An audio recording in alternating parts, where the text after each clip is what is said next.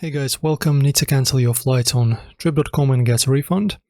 Whether your plans changed or something came up, here's exactly how to cancel your booking and request a refund, step by step. So my friends, open the trip.com app or go to their website and log into your account. As you can see, I'm already logged in mine. After that, tap on my bookings or my trips. So you just go to my bookings.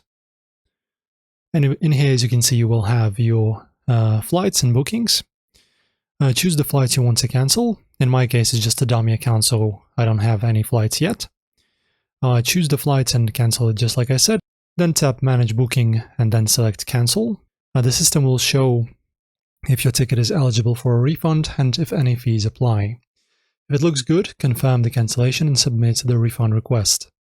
You'll get a confirmation email, and the refund should process within a few business days, depending on your bank.